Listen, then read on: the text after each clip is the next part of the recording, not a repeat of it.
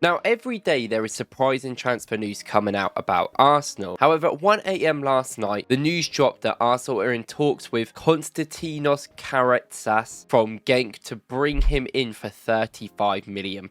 So who is he and why are they doing this? Let's talk about it. Now, sorry if I get any of the pronunciation wrong with this guy's name. I already struggle with names. Anyone will know if they've watched the channel, and this guy's name isn't exactly easy for an English-speaking person. But Konstantinos Karatsas has been the player that has been on everyone's mind the last couple of hours. Now, reports came out at 1 AM, originally by this source in Greece, supposedly, and then sort of projected to everyone by Chris Wheatley, that Arsenal are in talks to sign highly rated Genk midfielder in a deal that could rise to potentially €45 million, including bonuses and other sort of things. Now, this is definitely a very surprising thing to come out. Arsenal have been very risk adverse over the last couple of years, and even signings such as Fabio Vieira and Sambi Lokongo, when they have actually tried to get youngsters, they've not spent too much money, and also they haven't really worked out, which I think has put the team off in many ways. Also, for the fact that this came out of nowhere does point to it being a little bit maybe not reliable, but there is obviously a lot of stuff going on that we don't know about. This could have been one of the things they were working on. First of all, to explain the deal that is supposedly going on, Karatsas is a 17-year-old that plays for Genk. He is Greek. He plays for the Greek national team and was actually the youngest ever goal scorer for them just recently. He is a midfielder by trade / right winger sort of profile. He's left-footed. We will get into this. And the original deal looks to be set at around 20 to 30 million pounds, with add-ons that will put it up to about 38 million pounds overall. This guy is seen as one of the best youngsters coming through, and obviously a lot of people know who he is. He's played a lot of minutes for a big team like Genk only at the age of 17. So who is he and what will he bring if he does actually come in? Now, Karatsas is a player that is quite confusing why he is linked to Arsenal, I think, in the first place, because he is one of the best youngsters in the world, and Arsenal do need to start signing some Wonderkids and getting their foot down, very much like that Saliba deal. But I do think that we already have players within his mould. Now, what I mean by that, he's left-footed. He plays predominantly in a cam attacking midfield role or on that right wing coming inside. And at the age of 17, he is not going to be a player that breaks through anytime really soon into Arsenal's first team. He's going on loan again for another year to Genk, rumouredly, and he won't even be linking up with the team until he's 18 or 19 in 6 months or a year's time. So that'd be a very much a long time period. And for the money that we're paying for him, you don't expect results right now, but you expect results at least within the next 2 to 3 years, which I don't even know if he's going to be able to get into the team. And as a player, he really does remind me a little bit of a mould of Martin Odegaard / Ethan Nwaneri in between. Now, first of all, I said this on Twitter, but his best attribute that he has is his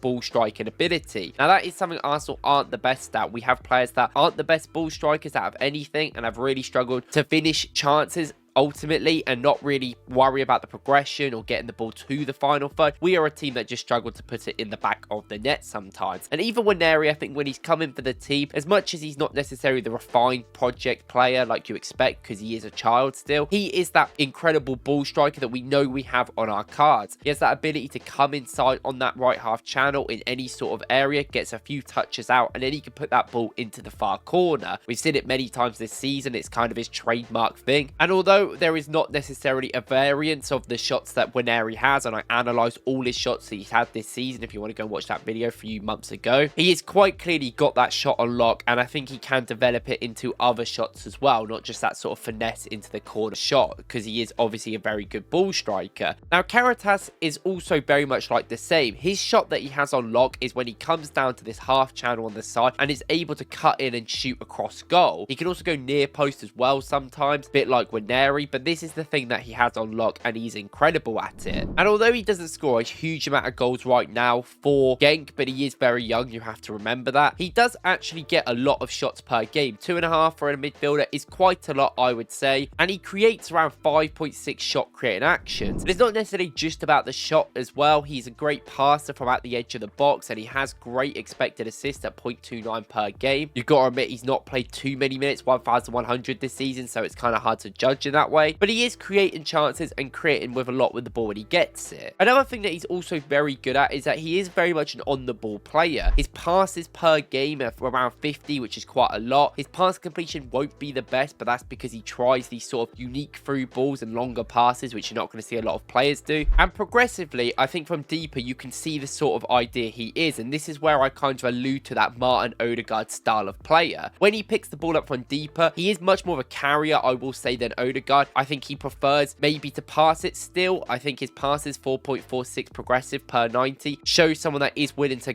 take the ball and pass it through, but he also has 4 carries, and obviously the stats are going to look a bit better for that because less people carry than pass the ball, and that is just how it is. I think either way he can do both really well. It depends kind of what way you want to move him to. Arsenal probably want to move him more into a carrier, a bit like Waneri, I think, more than Odegaard. But the thing that is really good about him is that he is very nimble. He's very good at going past players with great take-ons. He's very press resistant in little tight areas, which I don't think we necessarily have right now. Obviously, that strength as well is going to be an issue. It's very much similar to that Waneri style because he is so young. But he has shown a lot of quality there, and he is a very good creative player, I believe.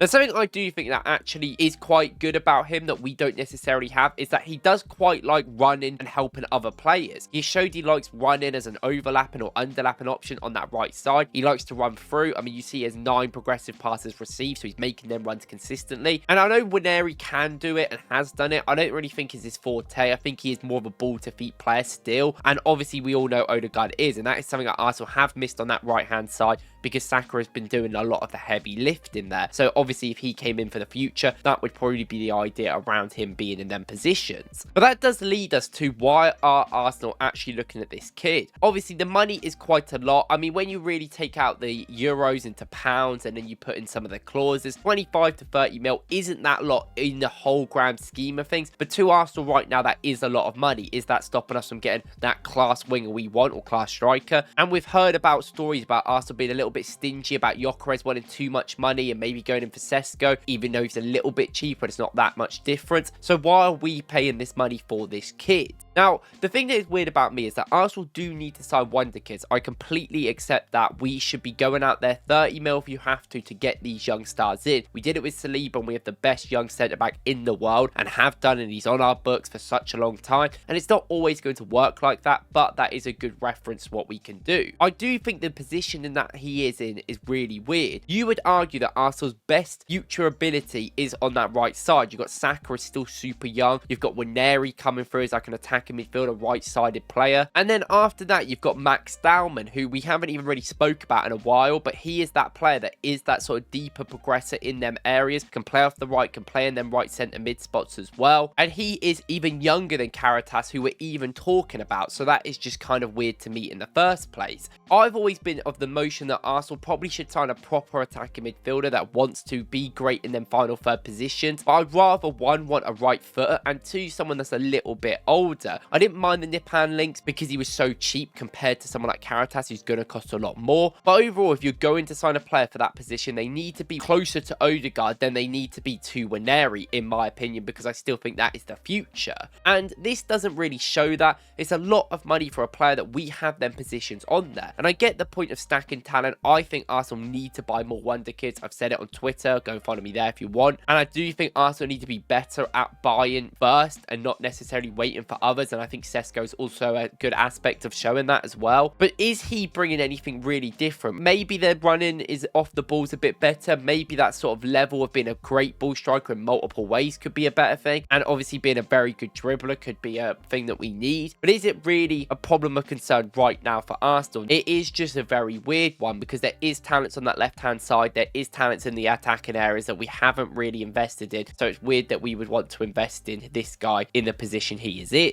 Now, what I will say about the overall deal, however, is that there's got to be some salt taken with this. This necessarily isn't a reliable source, and the person has kind of come out of nowhere who's reported it. But there's also been some murmurs that maybe Arsenal have been doing this for a few months now, so maybe we don't know how reliable it actually is. And overall, I would say probably unlikely to happen given the reports and given everything, but we never know. And I do think that this is just a very weird aspect for the club, and Arsenal always do something weird every summer, you have to admit, so maybe this is it this year. Overall, let me know what you guys think in the comments, and I'll see you in the next one.